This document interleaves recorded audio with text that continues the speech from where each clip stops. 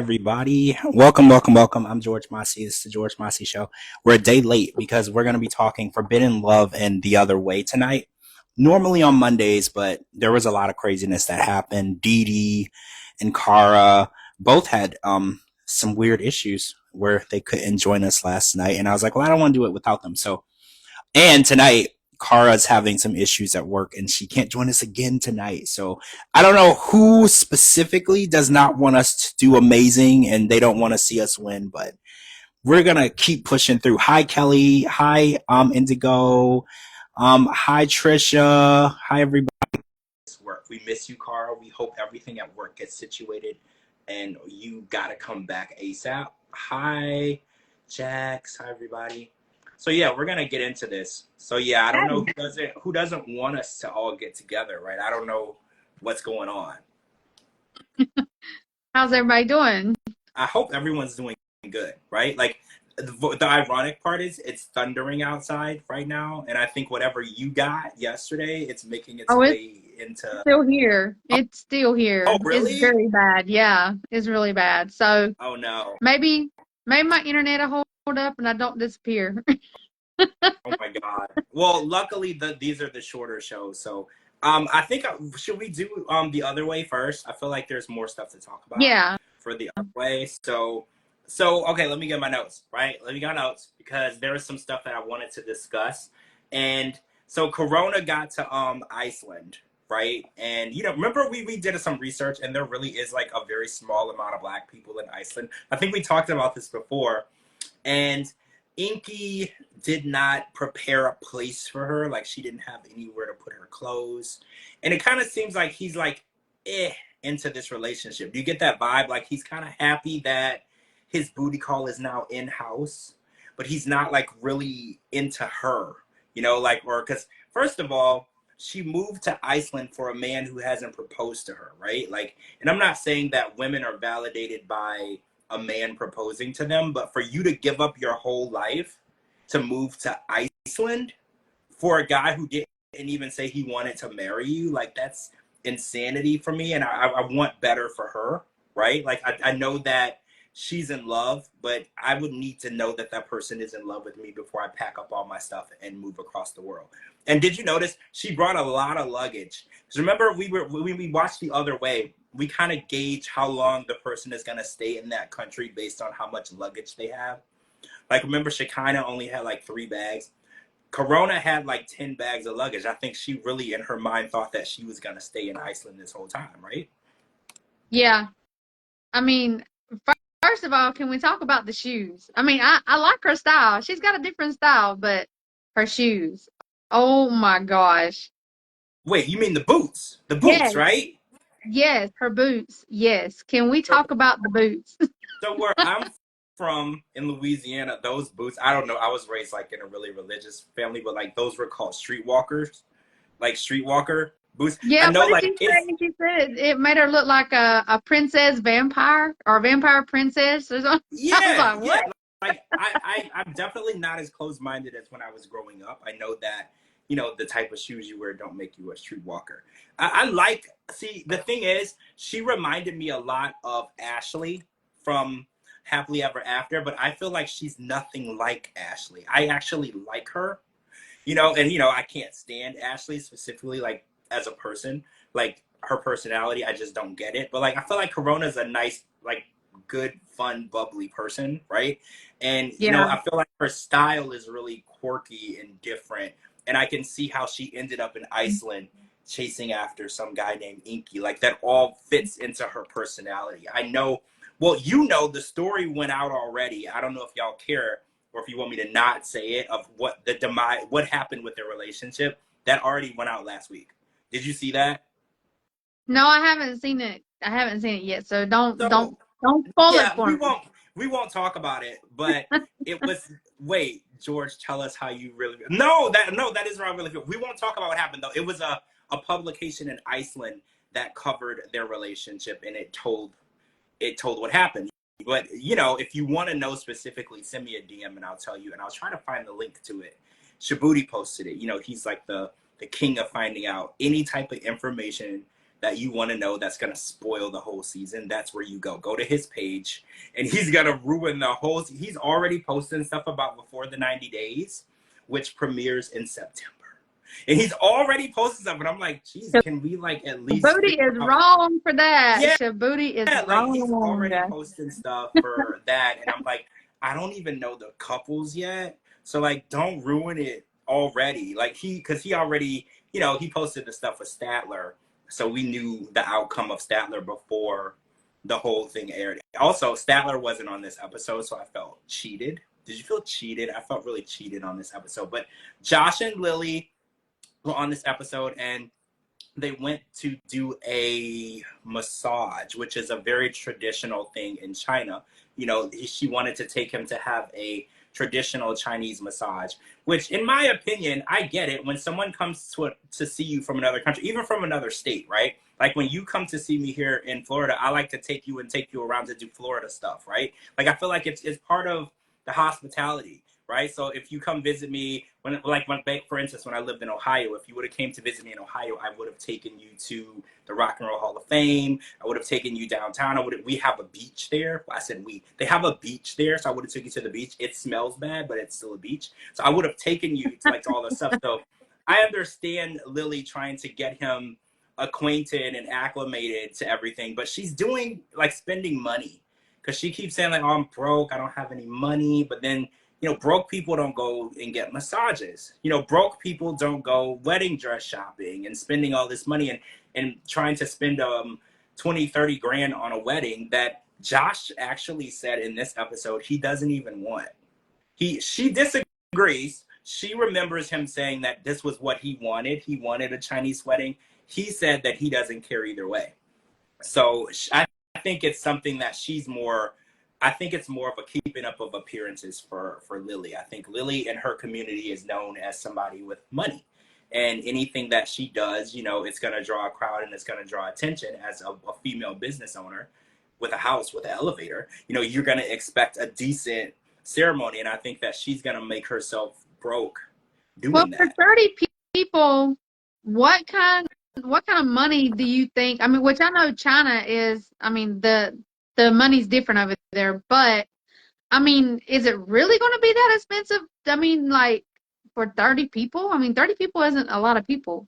Not for a wedding anyway. Well, no, in America, 30 people, you could pay for that without even financing it or charging. 30 people is basically the justice of the peace, right? 30 people, you can just pay hell, you could give a church $500 to use the church, and then your cousin can cater it, and you literally can get the whole thing done for $1,000. 30 people is nothing, depending on what you want done, right? I know people who've gotten married and spent $25,000, and I'm still to this day trying to figure out where the money went because I didn't see it.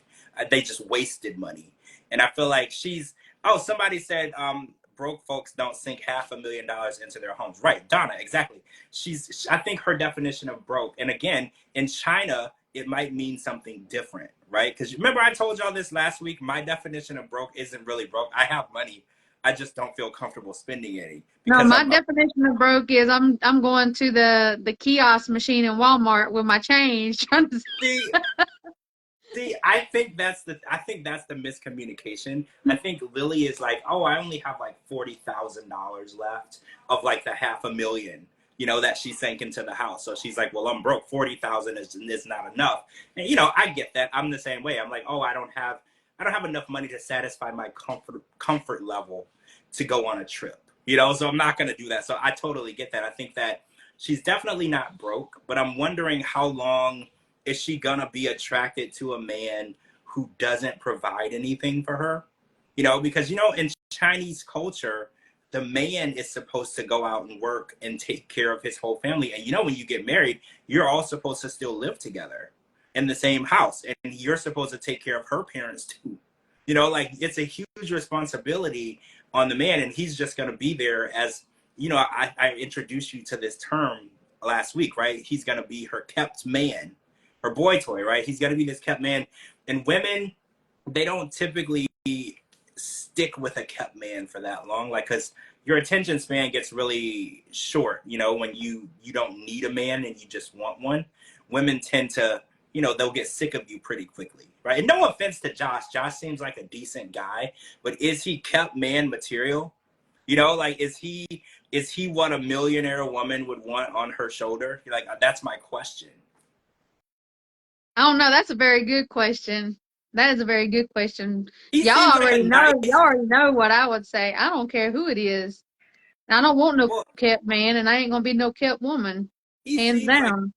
guy, right? A nice guy, but nice guys usually aren't kept men. Kept men are usually guys that look like they fell out of a magazine into her car, right? Like, they look a certain way. It's just like what arm candy is for a man, but just vice versa. She has arm candy, you know, on her arm, and that's kind of what, you know, a woman who has that much money can do. Why not, right? Like, if you're that much of a boss woman and you have that much money, why not show off, you know, the person that you have? Men do it every day. Like, every time I go online and see these pictures of the celebrity men, there's, what's that guy's name? Robert De Niro.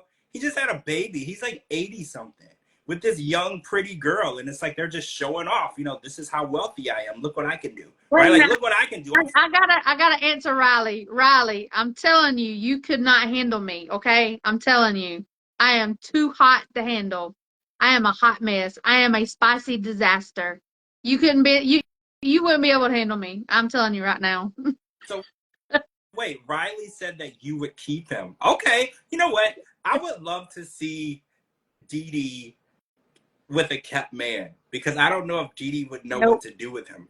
I feel Nope. like you would just be like, get up and go clean something, or get up and go do something. Like, you really wouldn't know what to do with him, and you would probably kick him out, right? I feel like you would probably kick him out. You were like, you haven't even paid any bills. You gotta go. Like, I feel like that's exactly how you would handle that.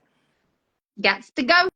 Well, I don't keep says that Donna says that Josh needs to be a 10, not a Nebraska 6. Oh, Nebraska 6. That's like a LA 3. That's low. I mean, I again, I don't know how long it's gonna last. And, you know, he's given up a lot. He sold his house and he gave up his job, and everybody keeps saying he's a man child. Do you get that vibe from Josh? Do you feel like he's just a grown adult boy? Because he was really excited about China, because he was like, oh my God, it's like in the movies. It's like with my Legos, I get to see all the stuff in China that I saw, you know, in the movies. I mean, he is acting like a kid in a candy store. So I gotta see some more of Josh. I don't know yet. My thoughts about him is still up in the air. He seems nice, though. All right, so speaking of the opposite of that, yes, Riley, he plays with Legos. See, you were behind, Riley. You're behind. He is a Lego man. He has drones, remote control cars, remote control boats. Like, he literally plays with toys. You know how the saying is, a woman says she wants a man that plays with her, not toys? He literally plays with toys. Like, he literally was asking her when he first got to China, like, point me in the direction of like a Lego store or a drone store or a store that sells toys. That's literally what he was looking for. So that's why I'm wondering, you know, for a kept man who doesn't even see her as his entertainment, you know, how long is that going to last? But I want to get on this Sarper and Shekinah thing, because Oh wait, God, do we Riley, got to? Riley says I have drones and RC cars. I have drones. I don't have RC cars. So yeah, I don't want to make it seem like I'm a big kid, but yeah, I have drones that I usually get stuck in trees when I fly them, because I'm not like a pilot. So I buy them periodically because the trees are usually too tall for me to get them down. Anyway, so Sarper and Shekinah were on this episode, and Sarper's ex-girlfriend Nora. Okay, so first of all, Sarper and Shekinah posted. Remember last season, she got him to post her online as her man, because remember, he refused to do that for like the entire time that they were dating. He was, his defense, I don't want anybody to, you know, hate on our relationship. But in actuality, he was actually hiding her from all of the women that had horrible opinions of him. So, backstory. Sarper was a chubby kid in high school. And not only that, that affected him a lot mentally, but the girl that he was dating in high school cheated on him. So now he believes that no woman on this planet can be trusted. He said that his dad told him no woman can ever be trusted. And then the thing is, Shekinah's the first woman that he's ever loved or trusted, or supposedly that's the story he's feeding her. So this woman, Nora, along with lots of other women, has been messaging Shekinah after they went Instagram official.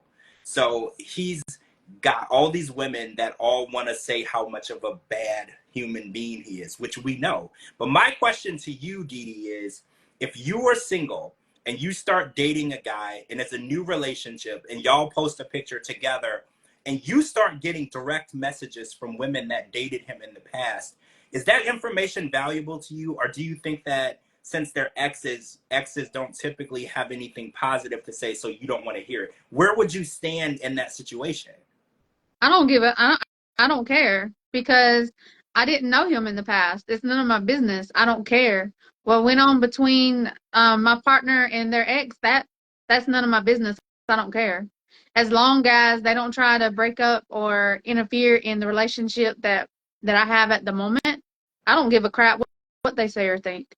Because at the end of the day, I mean, they, like you said, even if they did break up on good terms, they still gonna talk bull crap about them. So See, I don't know. I think that I stand by the statement exes never have anything positive to say about you. I believe that. But say, say for instance, in Shekinah's case, like 5 or 6 or 7 women all reached out. Is that strange that the number is high, or it doesn't matter to you? I don't care. It has nothing to do with me. So you really don't want to hear anything they have to say. So No. basically, after you and Cara do like an extensive background check on him and everything checks out, you're good. You don't have any. You're not worried about what the other women have to say. No, exactly, because me and Cara done did all the extensive background checks. So why do I need to listen to anything anybody got to say? I already know what I need to know. I mean, yeah, I think as long as you know he's not an axe murderer, but it might be interesting to hear what other people thought of him through the relationship. But I think that what you're saying is the information is going to be tainted because it's an ex, Yeah. and nobody really ends a relationship on good terms. People say that they do. There's always a little bit of animosity, right? Because usually when a breakup happens, it's usually not, what's that word where both people agree? I can't And remember if what it they're is. in agreement. Yeah, like it's usually one person feels one way and another person doesn't. That's usually how, because usually in divorce too, they're not going to both say, okay, let's get divorced, and then everybody signs the paper and everyone's happy. There's usually a bitter party and a not so bitter party who just wants to rid that person from their life. So I think in your opinion is pretty accurate though, because if you were to talk to one of my exes, they'll probably say something negative about me. And I know that I'm not like mean or abusive or anything, but as an ex, you're always going to think of the negative stuff because, first of all, you've moved on. You're in a new relationship and you're happy. So you're looking back at a time where you were not happy and you want to express that into words to somebody. And there's also that little ounce of revenge because now you're talking to your ex's new person and you get a little bit of revenge. Hey, Tracy, you get to have a little revenge on them after the fact. And I think that's sometimes why people ignore these types of messages because it's like, well, why do you want to ruin his relationship now? You're moved on. You should be happy. But I mean, there are a few cases where I would want people to be warned. Like if the person was like physically abusive to them, it is okay for you, but that's a huge accusation without some way to prove, right? Because you could easily say they were physically abusive, but if they were never arrested, were they, or you just want them to go to If hell? you're gonna Like, if you're gonna come to me and you're gonna tell me something about anybody, even if it's a friend of mine, if you're gonna come with the negative stuff, you better bring receipts because I know how people talk. I'm not gonna listen to nothing anybody has to say. So if you're coming to me and you're telling me, oh, don't hang out with them or don't be with them because they're abusive or they this or they that, bring receipts. That's all I gotta say. Because I know how people talk. yeah, Riley said that his ex would call him Captain Killamood.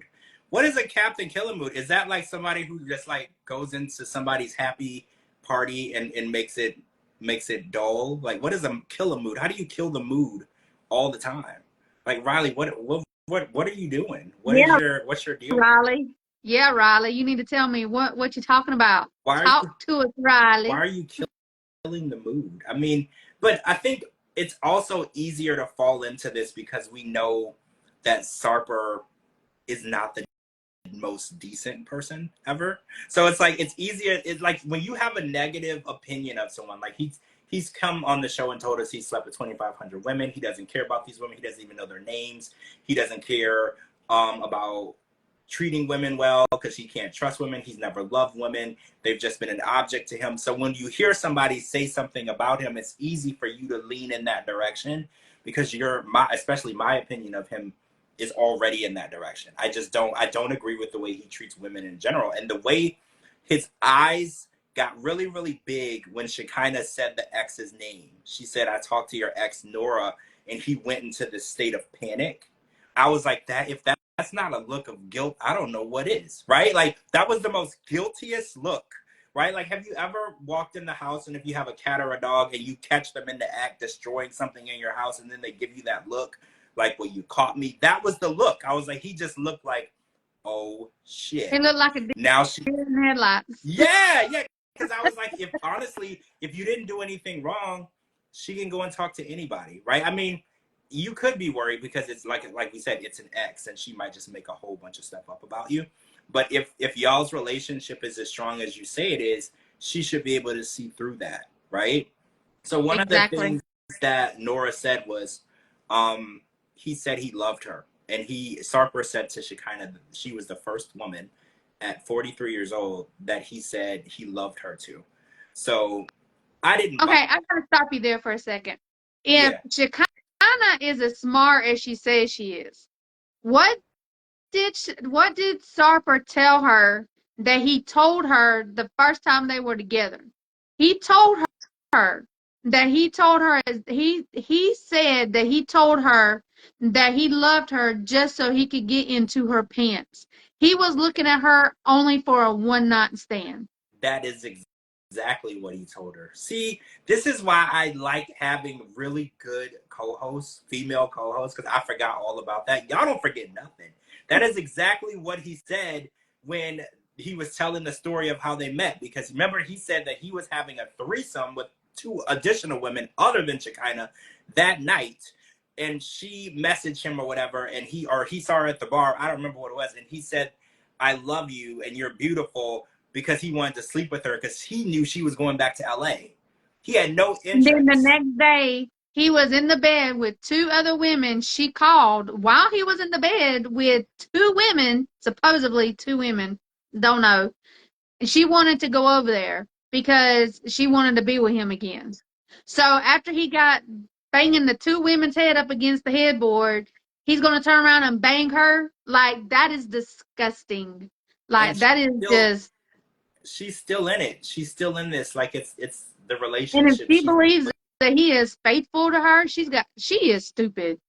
well, he's trying to make it really believable. Did you hear that he was like naming off like 107 days and 200,000 hour minutes, and he was like saying how long it's been since he had seen her. And I get it, counting down days and throwing out numbers can be impressive, to somebody like Shekinah who is impressed by the fact that he didn't Doing shave his back. that in front of me will get you punched in the face and shoved in the It's throat punch. it is not difficult to impress Shekinah. She's very impressed, and I think it has to do with her past. I'm not a doctor, by the way, but I think it has to do with her past relationships. I think she's been treated a certain type of way. So when guys do anything that she even remotely thinks is a sweet, kind gesture, she takes it to a next level because she's like, "Oh, he's just trying to be sweet." And I was like, "Is he?" He was basically saying, I would let anybody shave my back because I would be sleeping with everybody. But he's like, since we're in a relationship, I'm not being a male whore because I love you. Is that really sweet? Like I don't want, because it's also making it seem like you should be happy that I'm being faithful to you. And that shouldn't be something that she feels good about because you're doing it. It should be something you want to do because you want to do it because you love her. Like don't make her feel like you're doing her a favor by not sleeping with everyone. Did you catch in the other episode a couple weeks ago? He said that he slept with his sister-in-law's best friend, and he said that she didn't know.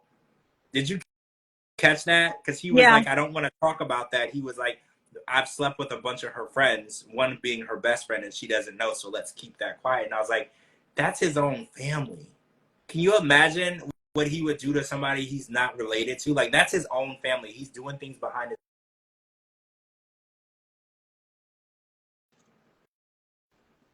You froze there for a second. Oh.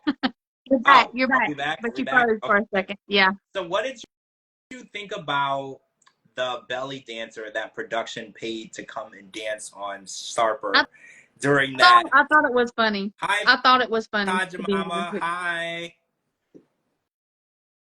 Yeah, did you think that that was funny? Because I was like, there's of all the people in the restaurant, she refused to go to anyone else. And it was just funny to me because I was like, y'all are really reaching at this point. Like, I know that Shekinah and Sarper are annoying to watch, but y'all are really reaching with this belly dancer. And we had a belly dancer on 90 Day Fiance UK, I think, on the first season, and it was she would go around and dance. And I remember the guy she was dating used to hate it. And you know, I mean, I get it. You know, if you're on a date, you don't want a woman to come and dance on your boyfriend or whatever, or your husband. So I totally understand, but there's no way they picked Sarper out of everybody in that restaurant to harass, because she wouldn't leave. And then after she was over by them, she went on stage as though nobody else was there. It was so... I lost you again. You're back. Oh, You okay. keep freezing. Is it on your end or my end? It's probably on my end. I don't know. I think it's raining outside. No. Well, I thought it was funny because Shekinah was getting jealous. I mean, I thought it was funny. Like, I really did. She deserves it for being. She deserves it. I mean, nobody really feels bad for Shekinah at this point because she knows the red flags. It's kind of like people are looking at it like Angela and Michael. You've known the red flags. You know the issues. He's been honest with you. You know, he told you that he didn't care about women's feelings. He lied to women. He did whatever he could to get them in bed. He doesn't even remember their name. He didn't respect women enough to even write down the names in the book. It was just an ex. Like, they had no real feeling or connection. So it's like, if she wants to turn that type of guy into a husband, you know, isn't that the saying, you can't turn a hoe into a housewife? You can't turn a hoe into a house husband either, right? Like, he is who he is, right? This man, she is allowing this man to have champagne bottles from exes. She is allowing this man to have to be sleeping. She's sleeping with this man on the same bed, same mattress, same everything that he had supposedly all these 2,500 women on. She is allowing him to keep exes panties, undergarments, whatever he wants. So yeah, she deserves everything he throws at her. Just saying.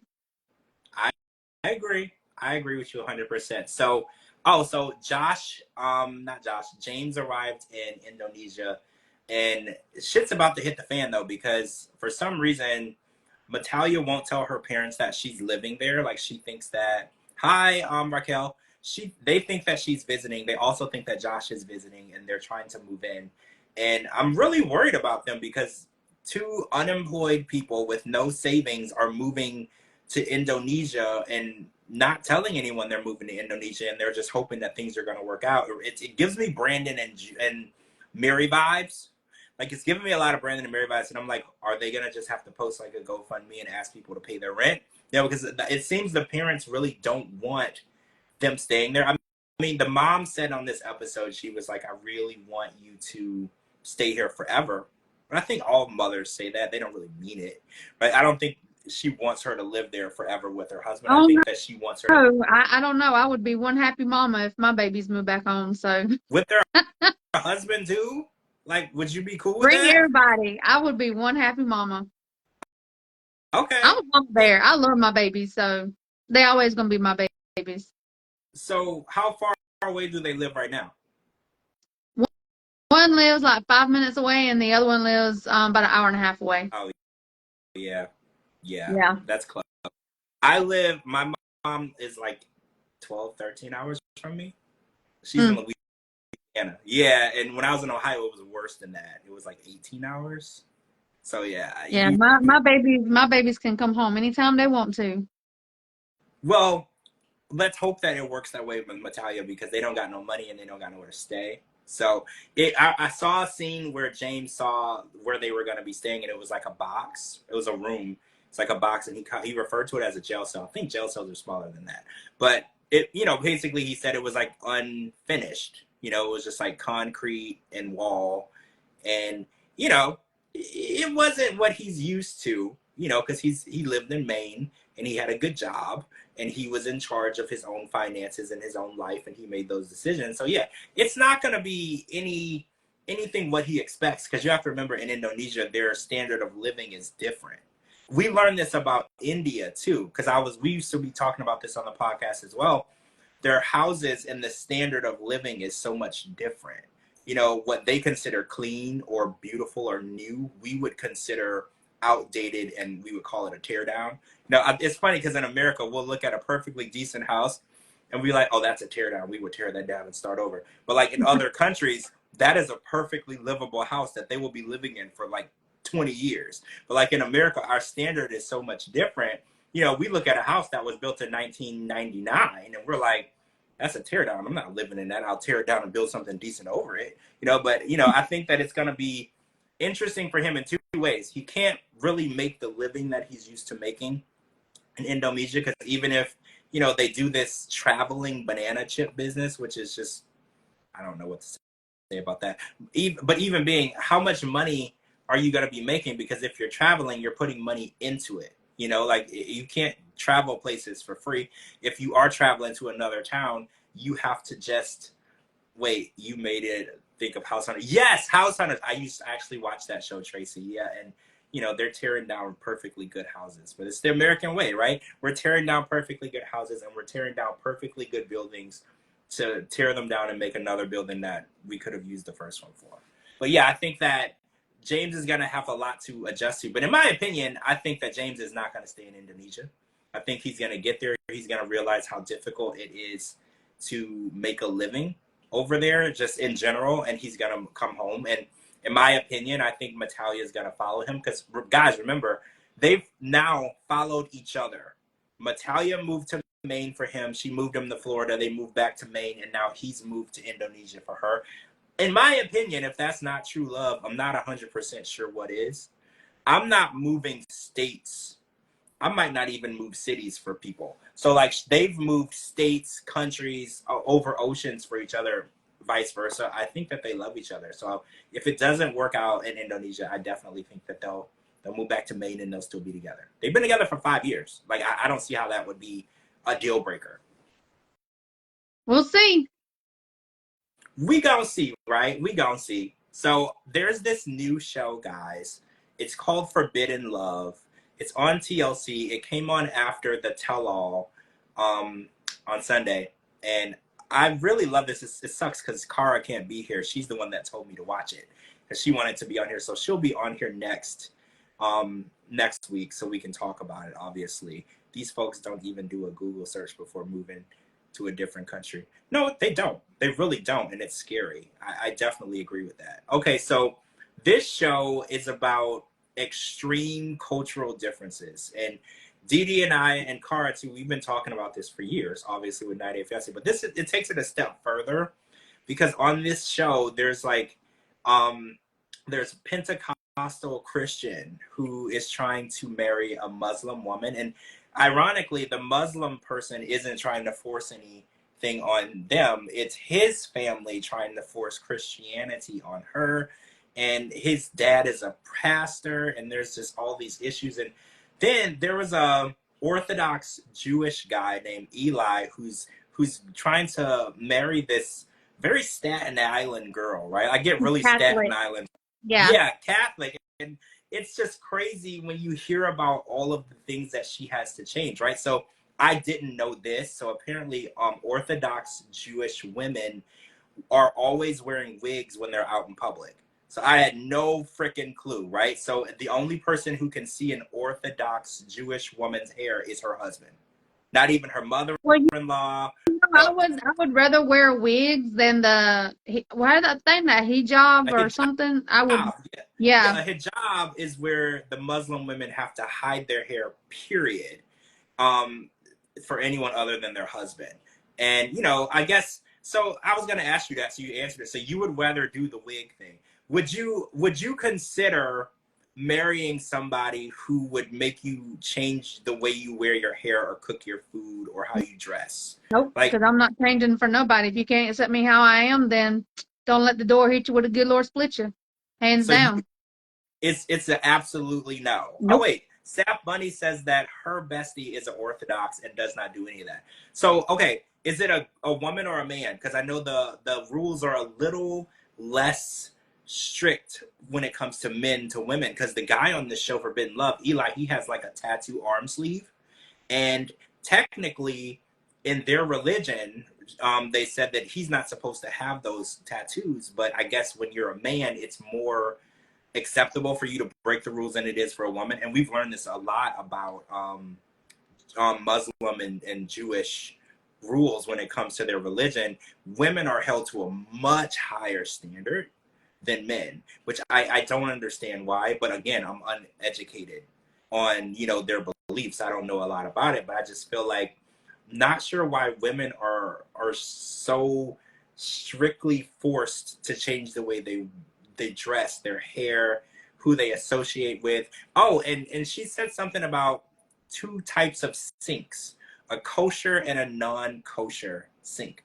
So when she's cooking meat, it can only go in one side of the sink, and then when she's cooking anything that, because I guess they can't touch each other. But my question, this might be a stupid question, if everything goes down the same mouth, does it, okay, this might be really disrespectful to the religion. If it is, I'm sorry, but if you're gonna eat meat and then you're gonna eat like kosher and non-kosher, so does it matter if it goes down the same mouth? Because that was the first thing I thought of. Because I was like, if it's going into the same place, what is the difference between how it was cooked, if it touched meat or not, if you're gonna chew it with the same two teeth, right?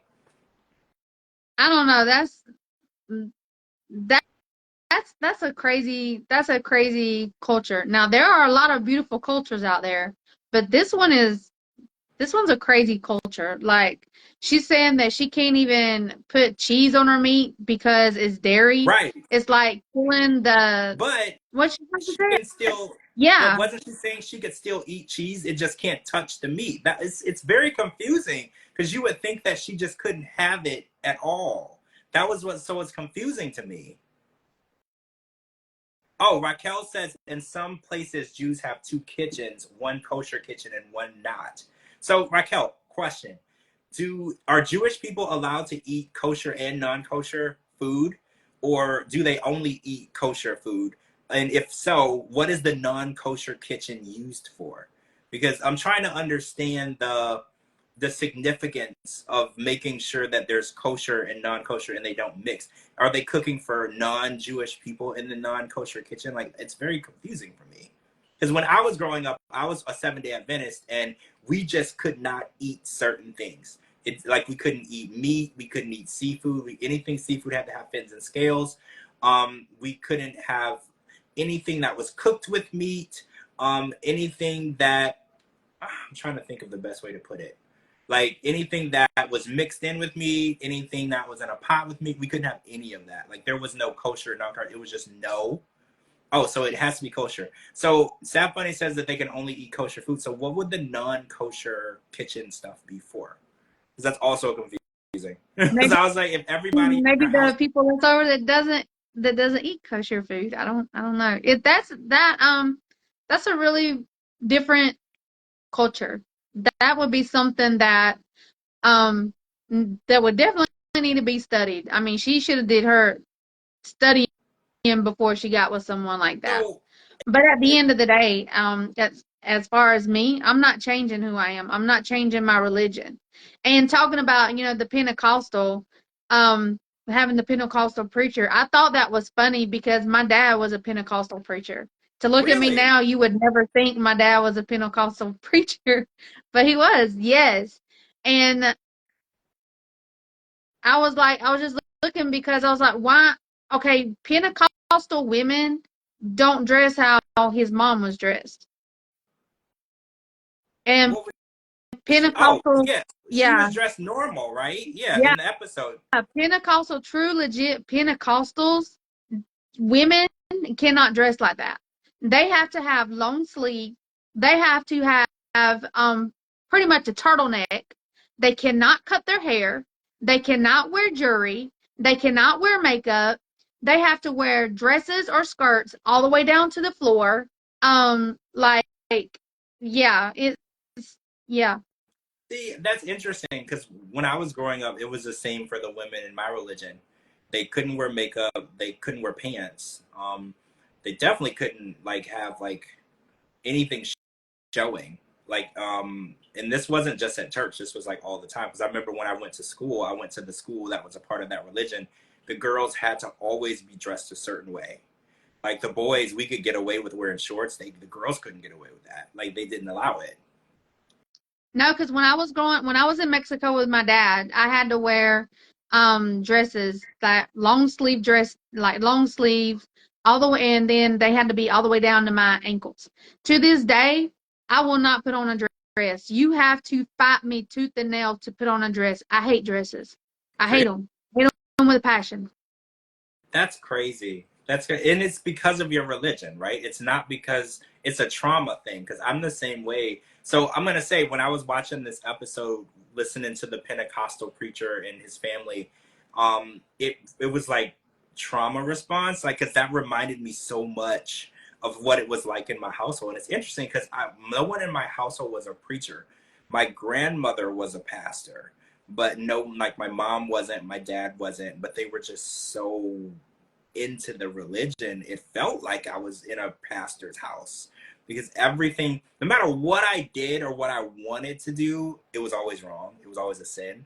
I couldn't hang out with my friends. I couldn't go bowling. I couldn't go skating. I couldn't listen to any music. I couldn't, like, everything was wrong. And it was like, so when I was listening to the dad say, oh, well, I won't accept her religion, but I'll try to help her convert. And I was like, I hate that because it reminded me when he said, well, oh, was she born into it or was she forced into it? And I was like, everybody who's in a religion, if you were born, you were forced into it. And I hate to say it, but you didn't have a choice because when I was christened as a baby, I couldn't talk.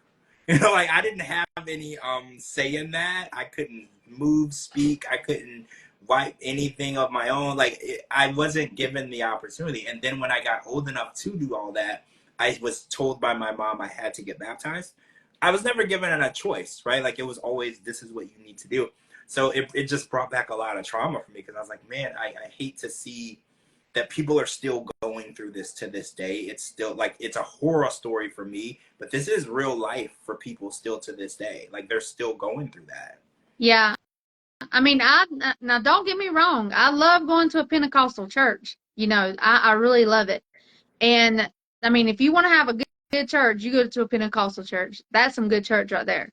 But I'm not going to I never force my kids to wear dresses. My girls, I never, I let them decide what religion they want to choose because at the end of the day, it's between them and God what they choose. You know what I'm saying? I'm not going to make them do anything because I was made to be in Pentecostal.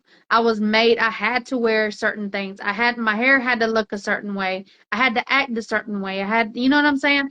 So Mhm. I was not going to do that to my kids. So there's a guy and a woman on this show. Actually, there's two more people, but one is a Amish. He was Amish, and then it was like an older woman that he ended up with, and he's having an issue because we were talking about porn addiction yesterday, right? He's having an issue with porn because I guess growing up, as an Amish boy, he didn't have the internet and he didn't realize, and he was also a virgin until I think he said he was 23, is what he said, which I can't imagine, can't fathom. But now that he's in a relationship with her, he is hiding from her and on his phone watching pornography, and she's like trying really trying to get him off of that. And I can't imagine that can be easy for a woman, you know, to to know that there's someone that loves you and you want to be desired, and they're just so into that other stuff. It's crazy to me. And he said something really crazy on the first episode where he said that the Amish men were having sex with non-humans. Yeah, Judy, you said it. I don't want to get kicked off alive. I don't know how much you can talk about that type of stuff, but he said that they were doing that, and that was just so crazy. And then she asked him if he was doing that, and he had a really, really long pause. And I was like, "Why are you pausing? The answer to that is no. You're not doing that, Well, if right?" you And then he didn't have answer. ever seen that, if you ever seen that show, I think it's called Breaking Amish or something. I used to watch it, but then I got tired of watching it because that's crazy. Like that kind of lifestyle is crazy. I mean, and they all said that all the boys and the men did that. You know, every one of them.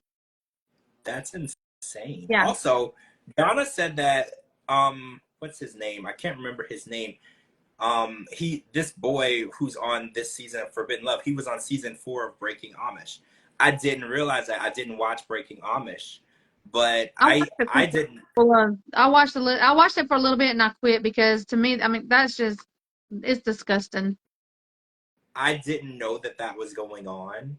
And but you know, we've heard of things in the Catholic Church with priests and you know, so it's so disturbing that religion, which is supposed to be something that brings us all closer to a higher power, there's such terrible things happening inside of those religions, right? That I think that's what really scares me, because the whole purpose of religion is to make you a better human being, you closer to a higher power, whether you believe in God or Allah or whatever that higher power is. Religion is supposed to build you up and bring you closer to that. And then we hear about the negative, terrible things that are going on inside the religion, and it's just so mind-boggling to think that people are going to church and working towards being better people, but there are also things like that going on.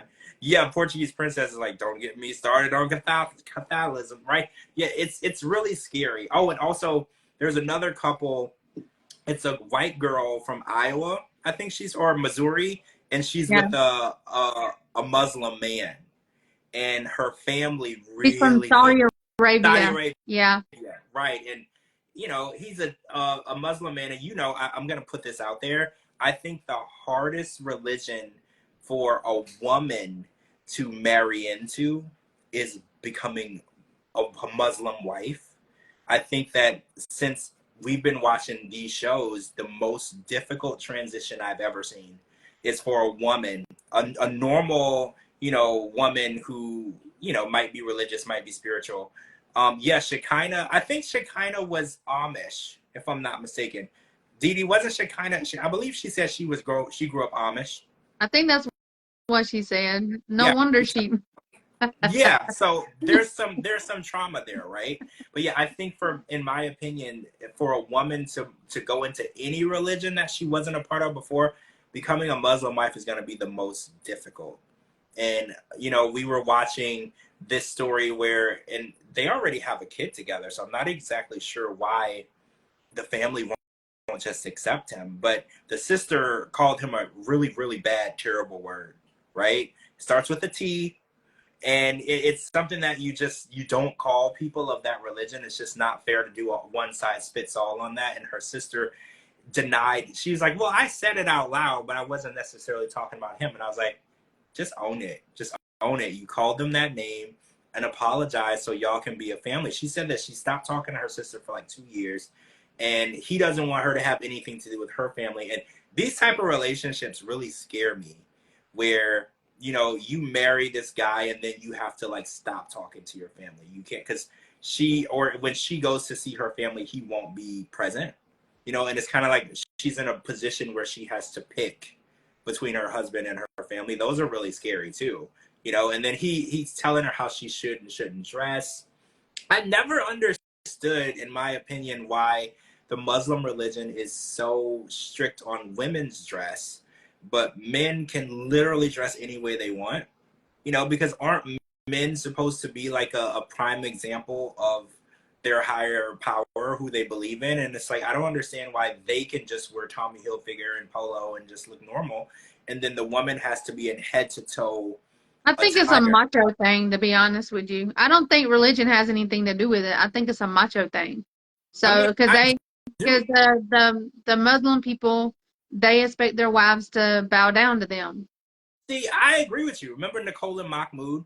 It was never that she was dressing inappropriate, because Nicole, let's be real, she was never dressing like a hoochie.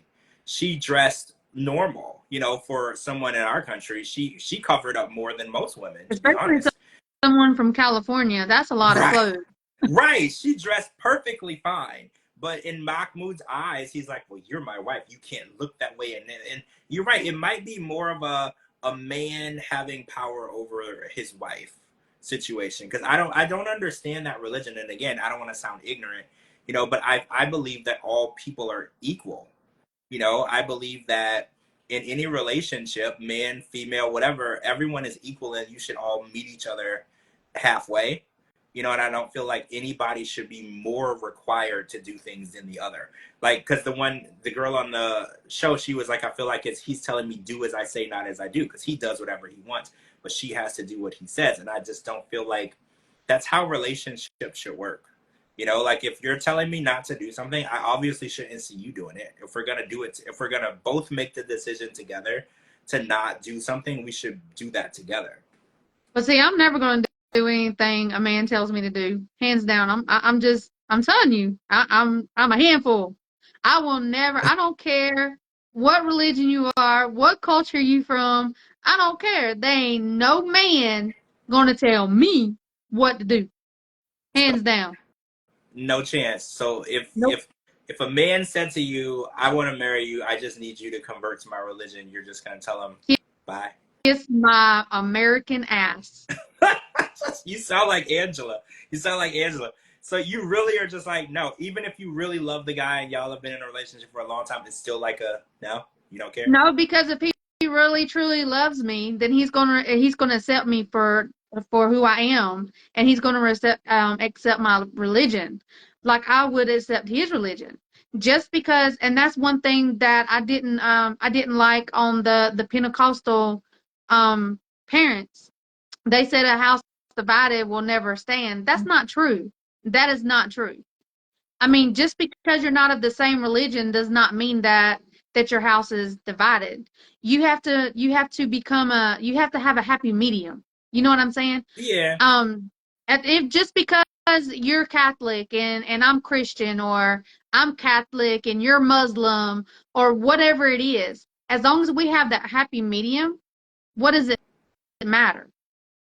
I don't see how religion can be a make or break in a relationship if you're both open to accepting each other's, like you said, practices.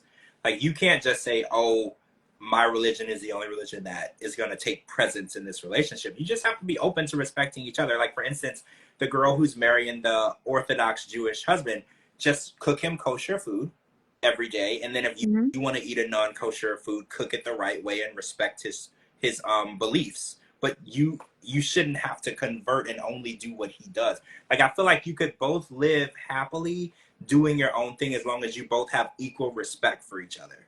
Right? Like as long as you Exactly. respect where they came from and how they were raised, and vice versa, then you can make it work. Like that, it really irritated me though when they used that scripture, that a house divided will never stand, because I don't believe that the scripture was referring to religion.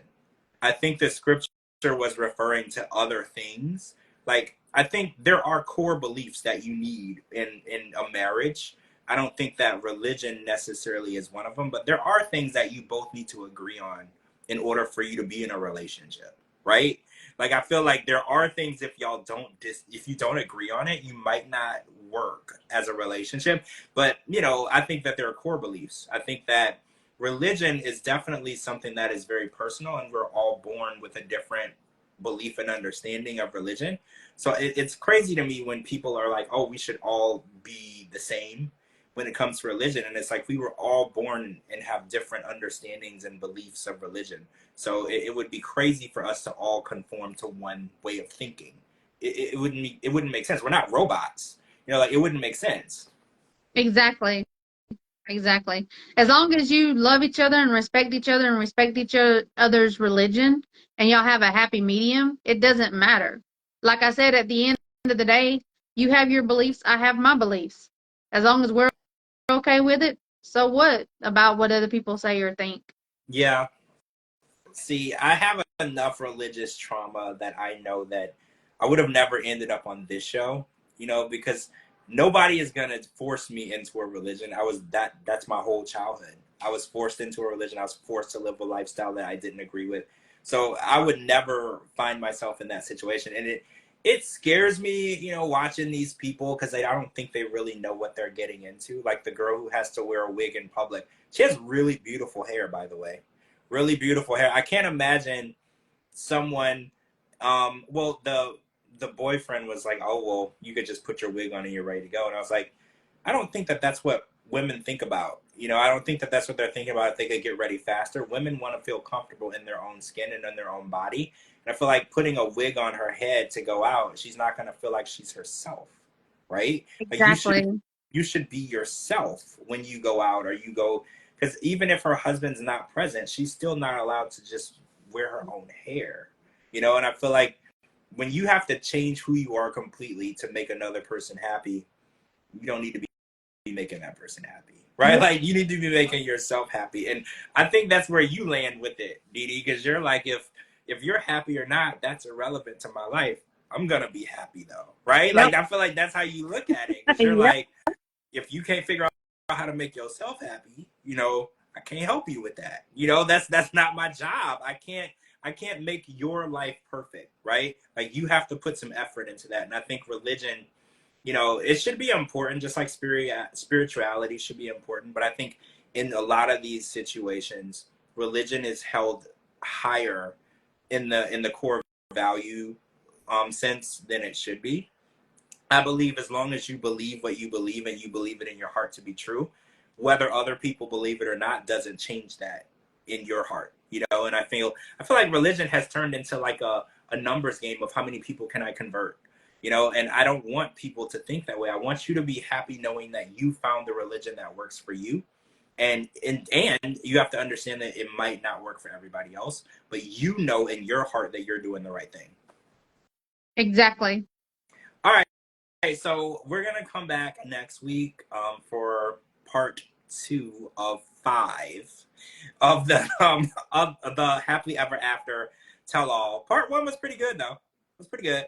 Um, and also, if you didn't see it on the 90 Day Fiance main account on Instagram, they released the before the 90 days trailer, which introduced us to the next set of people coming in for before the 90 days, new people. So I'm happy. So if you haven't seen that, take a look. That's going to be premiering in September. So somewhere around the end of this tell-all is when we're going to get before the 90 days. Oh, and yeah, I want to address that real quick too. They said that the tell-alls will not be on streaming until the conclusion. So it Yeah. means if you're I've not seen that able, today. yeah, if you're not able to watch it live on TLC, I don't really know how you're supposed to watch it. I guess TLC Go is an option, but you know, I watched it on Max. It was not on Max. I've tried watching it on Hulu. Everywhere that I don't remember where I looked. Everywhere I looked, it wasn't there. So I don't know if there are enough people write in. Maybe they'll change it, but I don't know why this is a thing. We've always gotten the tell-alls. Oh, so Sling, was it on Sling? We've always gotten the tell-alls as they air on streaming. This is brand new. I have no idea why. Oh, so you did watch it on Hulu. I tried and I couldn't. So if you don't have TLC, the actual cable channel, um, I guess you're gonna have to wait till it airs on Hulu the next day, which I think is completely insane. I'm sorry, guys. I wish that I had an option for you because I was struggling. Dee knows I was struggling to try to figure out a way to watch it yesterday too. We were all in the same boat. Yep. Oh, so We were. yeah, we were all like, well, what are we supposed to do? Oh, Hulu Live TV TLC. Yeah, you're right. Hulu has live TV and TLC Go. All right, guys. We're going to come back next week. We're going to talk about Happily Ever After Part 2 of the Tell All of 5. We're going to come back and we're going to do some more of The Other Way And there's still 2 people on the other way we haven't met. So I don't know what's on that. It's kind of late. And we're going to talk about some more Forbidden Love. And then we're going to do an end of season wrap on Unexpected. So if you guys weren't watching Unexpected on TLC, it's coming towards the end. So we're going to be talking about that as well. Thank you so much to Dee Dee for joining me. We missed you, Cara. She was having some issues at work. She will be back next week. We are not letting her go. So don't worry about that. She will be back next week. Make sure you're following Dee Dee. She's tagged in this video. Make sure you're following me on all social media platforms at George Mossey, GeorgeMossey.com. Anywhere you get your podcast, type in The George Mossey Show.